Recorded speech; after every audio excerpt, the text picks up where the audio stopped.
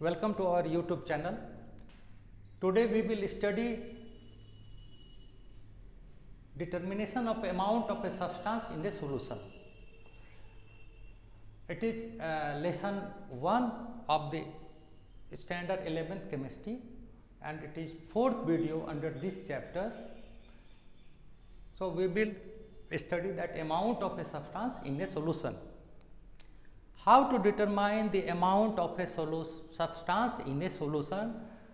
There are 4 methods to measure this substance: mass percent or weight percent, second is mole fraction, third is molarity and fourth is molality.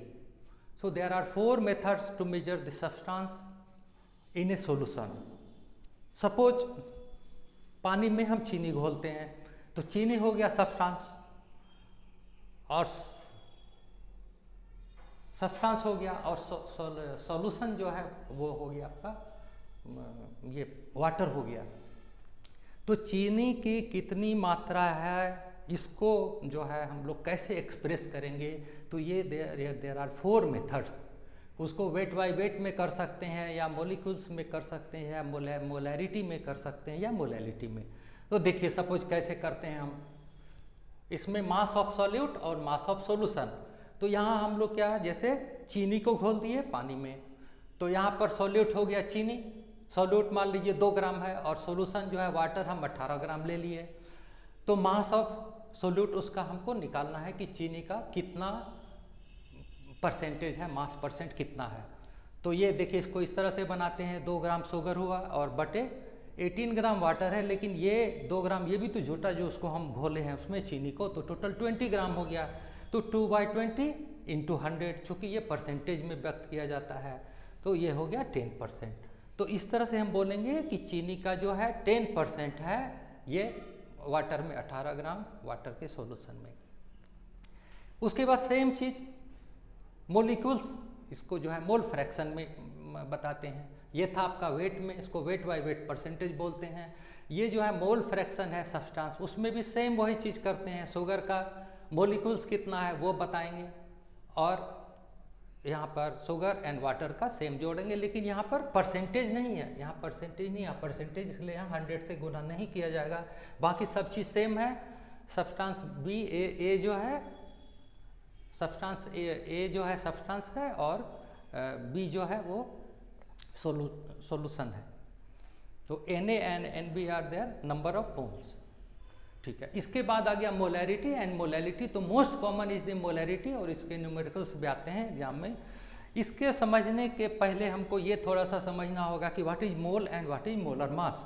तो water का यहाँ पर example लिए तो water में देखिए H2O है, इसका मोलिकुलर H2 वाटर का 2 मोलिक्यूल, हाइड्रोजन का 2 मोलिक्यूल है तो 2 इंटू 1 2 ग्राम हो गया और ऑक्सीजन का 16 है तो टोटल 18 ग्राम ऑफ वाटर हो गया।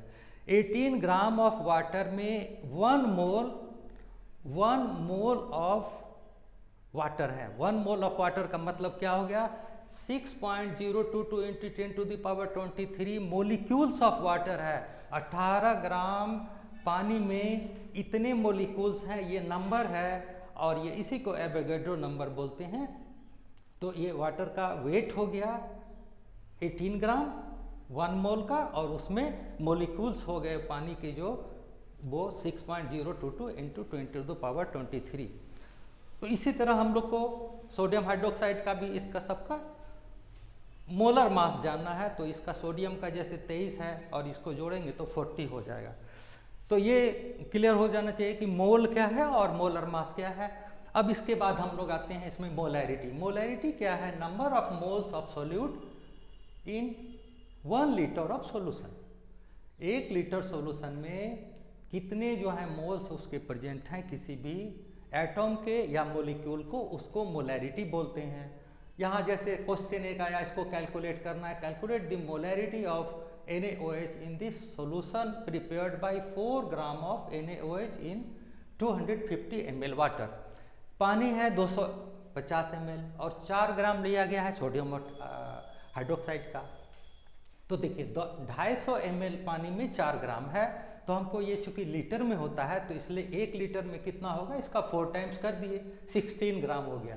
16 ग्राम तो वेट है इसका, लेकिन ये मोलर मास नहीं जो है इसका 40 है, तो मोलैरिटी 1 होता है अगर 40 होता तब, तो इसलिए हम लोग 40 से डिवाइड करेंगे। ये 40 है, 40 से 16 को डिवाइड कर दिए।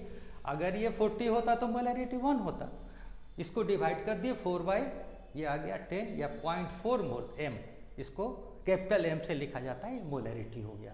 तो इस सॉल्यूशन में जहाँ 250 ml पानी में अगर 4 ग्राम हम इसको सोडियम हाइड्रोक्साइड का दिए हैं तो मोलैरिटी जो है 0.4 हो गया। उसी तरह मोलैलिटी है, इसमें सिर्फ एक डिफरेंस है कि ये जो सॉल्वेंट है वो केजी में होता है, यहाँ पर लीटर में था, तो इसको मोलैलिटी कहते हैं, और बाकी सब चीज़ सेम है।